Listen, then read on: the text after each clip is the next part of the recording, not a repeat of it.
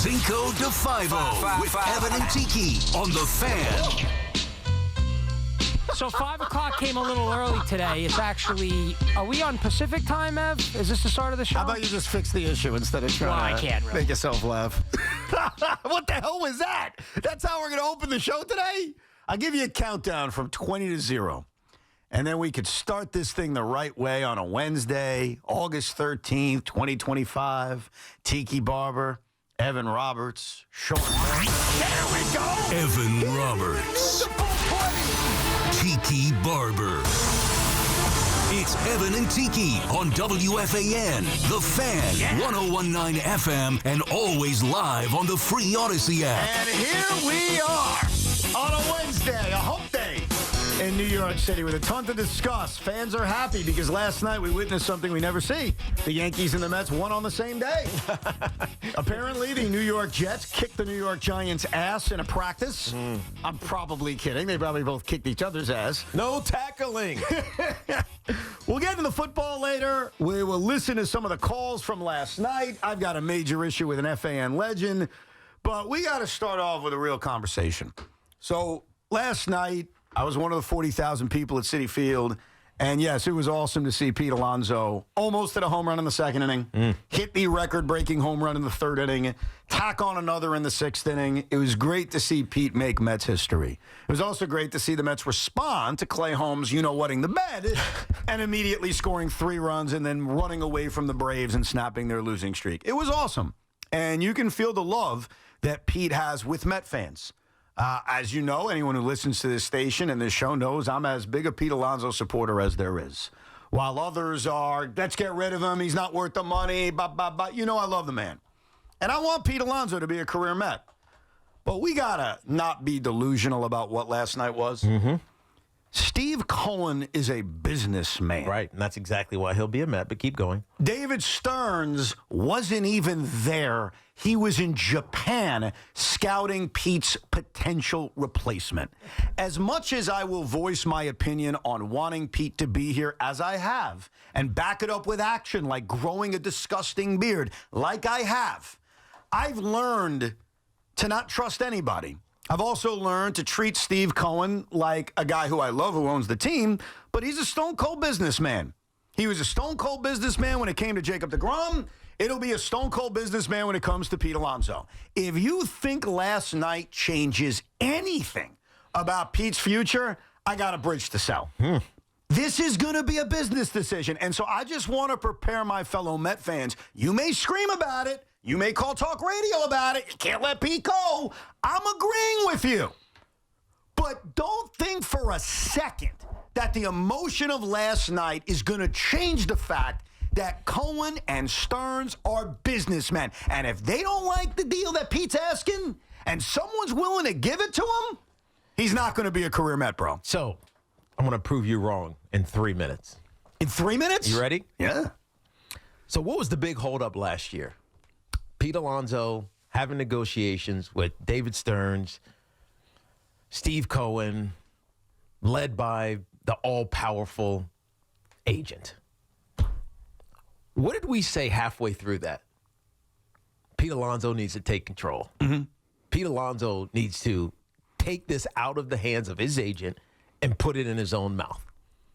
I think what changed last night, Pete Alonso hitting 253 and 254, almost guaranteeing that his number is going to be retirable type of player, wanting to play until he's late 30s, maybe even into his 40s, wants to get to 500. He wants to do it as a Met.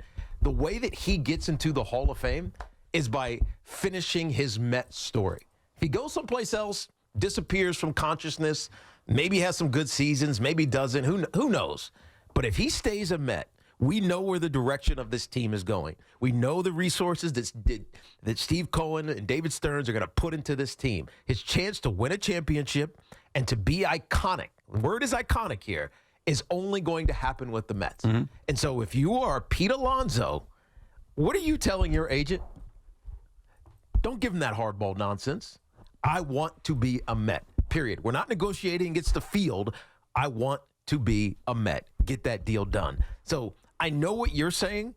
David Stearns and and Steve Cohen, they're stone cold businessmen. They'll only do things a certain way. But I think with Pete Alonso taking the helm of his own future, it changes that conversation significantly. I think Pete Alonso, this helps him become a Met for life. This endears him with the Met fan. Everybody wanted to celebrate him last night. Mm-hmm. It was an amazing moment. Yeah. It's 254 home runs. He's got plenty more to go. It was an amazing moment that galvanized why he has to be a career Met. Maybe not to his agent, but certainly to Pete Alonso himself. That's all beautiful. If another team offers him a 4-year or 5-year contract at $30 to $35 million a clip. Why would they do that? Well, because maybe this offseason they will view him differently based on their own roster and the year he's having. I can't predict to you that a team's definitely going to do it. What I'm telling you they is... didn't do it last year? I understand. If a team does it, if a team did it last offseason, would Pete be a Met right now? No, the answer is no. I think, yeah, actually. No, I mean, there's no evidence to back that up. I think that David Stearns and Steve Cohen were waiting for the market. The market never materialized. You may be so right. They ended up having to negotiate with themselves, which is the stupidest thing in the world to do. Agree. So if you're going to be a businessman, don't negotiate with yourself. I agree. Pete, we love you. We want you here, but we're not negotiating with ourselves. I agree with that, but I'm not sure. And look, I can't prove it. You can't prove it. And David Stearns will never admit it. Steve will never admit it. I am not confident that if the Blue Jays did offer him a 4 or 5-year contract at $200 million a clip, that the Mets were ever going to match that. Like, I don't think they would have. And so in this upcoming offseason, coming off a better season, and it already is a better season, if a team makes an offer that the stone cold killers of David Stearns and Steve Cohen don't want to match, you could give me all the emotion you want. See, I've grown up. I'm not the immature kid you think I am. I didn't think you were. I'm not going to fall into the I'm emotional. I'm Evan. I'm emotional. I'm a child. I want Pete back, career Met, homegrown, blah, blah, blah. I've already made my opinion clear. But what I'm telling you is I'm not going to buy that if another team makes him a big offer that Steve Cohen is going to be Evan Roberts. He's not. Why is another team making him an offer when no team made him an offer this year? When he was completely free. They could have lowballed him. Nobody gave him an offer. The Blue Jays didn't give him an offer. You know why? Because they were Fugazi pursuing him. Why? Because they really wanted to sign Vlad Jr. And they're less likely to make that offer now that they locked up Vlad. I agree. Course. Because all it takes is one team. All it takes is one team to say, hey, guy had a great year. We were worried about how he'd age. You know what? He had such a good year. His defense was better. His offense was even better. Screw it. We're going to give him a 4-year deal. Or I'll give you a specific example. Maybe the Cubs lose Kyle Tucker, and their pivot is, we're going to pay Pete Alonso a lot of money. I don't know. My point is, if a team does it, I'm not going to sit here and be naive on August 13th because it's easy to be naive on August 13th. It's easy to fall into the emotional last night. I was emotional last night. I want him to be a career Met. I'm not arguing that I wouldn't want him. I'm reminding people that this owner, who I like, and this president, who I like these guys, but I'm describing who they are. They're killers. They were killers with DeGrom, specifically Cohen. Stearns wasn't here. They're going to be killers with Pete. And don't tell me it's different because it's got some differences. It is different. Why? Because Jake didn't want to be here? Yeah, well, Jake didn't want to be here, and Jake was injury prone. And so I've said this multiple times, and I'll say it again. That was a masterclass of getting rid of a great player and having the fan base be okay with it. Are the Mets better off without him or with him? Answer that question. And everyone out there should try to answer that one for the first time. With Clay Holmes going 3 2/3, of course they're better with him. Oh, so they would have been better off signing him. Of course they would have, but he didn't want to be here. Wait, no, hold on. Evan, the crux of what I said. They didn't offer him what Texas offered him. You got to stop with this. He wasn't worth it. Okay, two different things. The Mets never offered him what Texas offered him, and that's my point. If a team worth it. Okay, well, he got hurt immediately. The difference. That's the same thing with Pete, though. But here's the difference. Pete's not injury prone. Pete plays every damn game.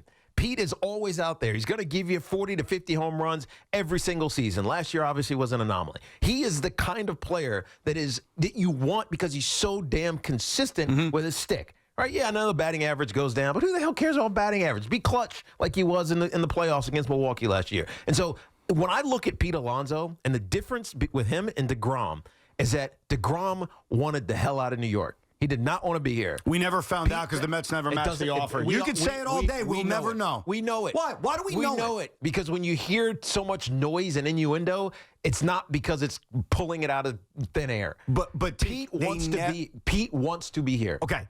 That's the difference. Pete does want to be here, and I do have more confidence that Pete is more willing to be here on a slightly lesser offer than Jake ever was. But I can't definitively sign off on the Jake never wanted to be here card because the Mets weren't even close to the offer he got from Texas. And so my point to you is if another team makes an offer to Pete that the Mets are not even close to, he's gone. But I don't care how much he's not going to do that. You don't know that. They didn't do it when he was 29. They're not going to do it when he's 30 going on 31. Dude, teams make different decisions every year. He's also having a better year. He's having a better defensive year. And all it takes is one team. That's all it takes. And you're right about the differences between Jake and Pete when it comes to reliability and health.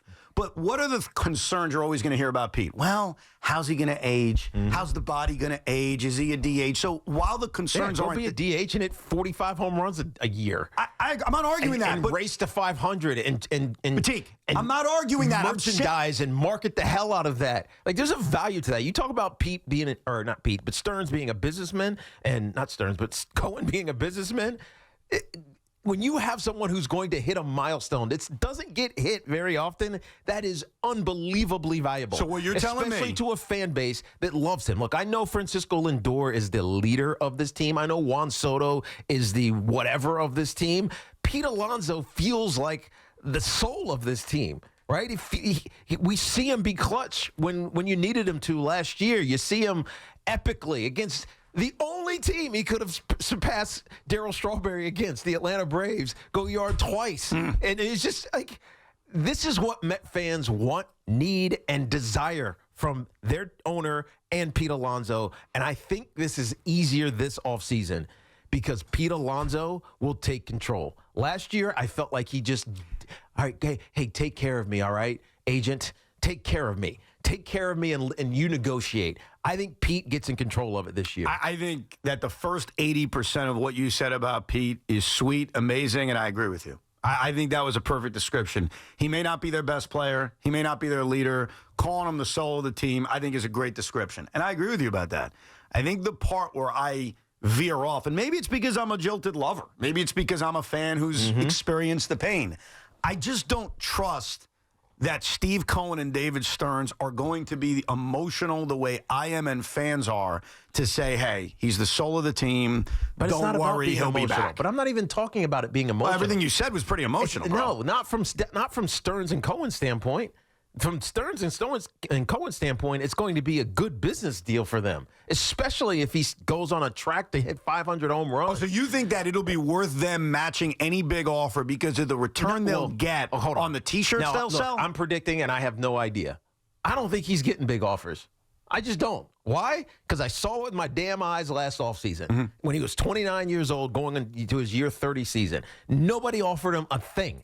Not a thing. Yeah, there was innuendo, but it was basically being used. He's being used, right? He's being used so Vlad would want to stay in Toronto and not go someplace else or take an offer from the Mets or the Yankees or whoever, right? So Pete didn't get offered last year. Why is he going to get offered this year? Can I tell? I think Pete, realizing the love that he is experiencing, is going to experience for the rest of this year, probably, specifically on Wednesday when they honor him for this record, passing Darryl Strawberry. He's Mount Rushmore of Mets, right? So think about what this means to him if he stays here. Well, I think he knows what it means to stay, but I don't think he's staying on some kind of major discount. Most players don't do that. Who's giving him a discount? No, but I'm saying if a team, first of all, let me get to your original point, which is you saw last offseason, no one's giving him a big offer. Right. Can I give you an example of why I'm skeptical? Go ahead. There's another guy who's a free agent this upcoming season. Kyle Tucker, you said it. No, not him. Schwarber. Yes, you nailed it. Right. Kyle Schwarber. Okay, so Met fans are going to embrace Kyle Schwarber. I didn't say that. Hey, man, no. Get rid of the legend. Get rid of the guy who just passed Darryl Strawberry as the all-time home run leader. He's probably going to finish with 270 by the time this season is over. He's well on his way to 400, maybe 500.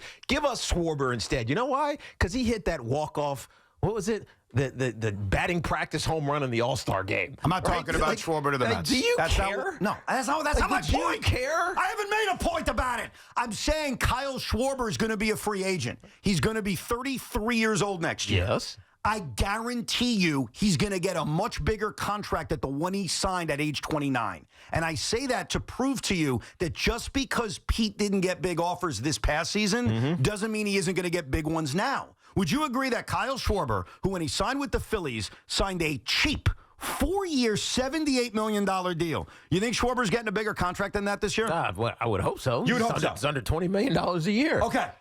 Then that's my point. But why was he such a discounted number? Because of the concerns that people have about Pete, they also had about Kyle. He's not a great defender. The same kind of stuff. But at 33 years old, he's had a couple of great years in Philly, and he's going to get paid a lot of money. Kyle Schwarber's an outfielder. No, he's a DH.